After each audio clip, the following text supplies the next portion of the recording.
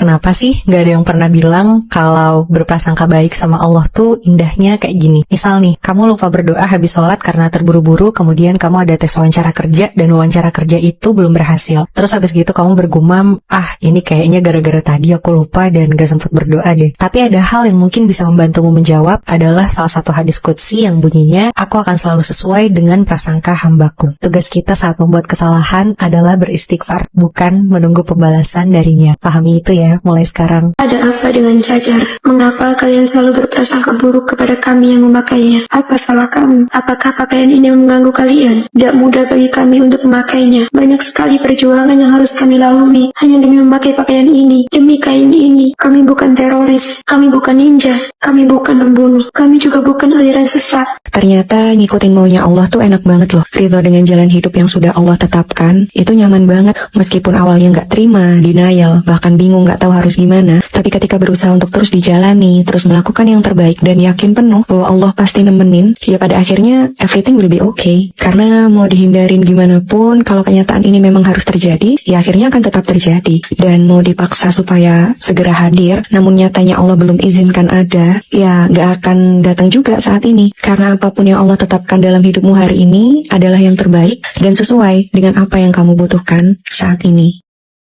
Orang lain boleh nyakitin kamu, tapi dia gak boleh ngerubah kamu. Jangan biarin perbuatannya bikin kamu lupa kalau kamu adalah orang baik, orang yang nyenengin, dan orang yang dibutuhin. Dia nyakitin kamu bukan karena kamu yang salah, tapi karena dia punya luka atau sedang banyak masalah. Masalahnya ada pada orang yang nyakitin kamu, bukan pada dirimu. Jadi, tetaplah teguh dengan nilai baik yang kamu pegang. Selebihnya biar Allah yang filter manusia mana yang masih bisa saling memberi kebaikan denganmu, dan manusia mana yang Allah hindarkan agar tidak terlalu sering bersamamu.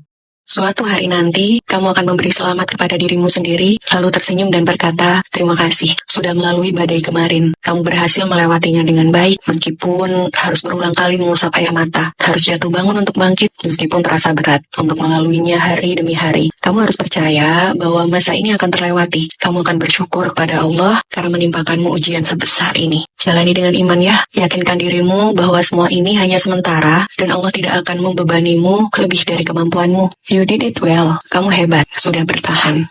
Sesakit itu memang dikhianati. Sekecewa itu memang ketika tahu bahwa kamu bukan menjadi tujuannya lagi. Tapi apakah itu akan menjadi akhir dari segalanya? Tentu tidak. Itu adalah awal dari segala kehidupan baik yang Allah siapkan untukmu. Allah sedang menyaring siapa yang pantas dan tidak pantas untuk berlayar denganmu hingga akhir. Allah tidak pernah memberikan takdir yang buruk. Memberi kenyataan yang menyakitkan mungkin iya, karena ada beberapa kenyataan yang berjalan tidak sesuai dengan harapanmu. Maka jalani dengan penuh penerimaan, hadapi dengan penuh kesabaran, dan lihatlah bagaimana Allah membawamu pada manusia baik yang menjadikanmu tujuan akhir hidupnya.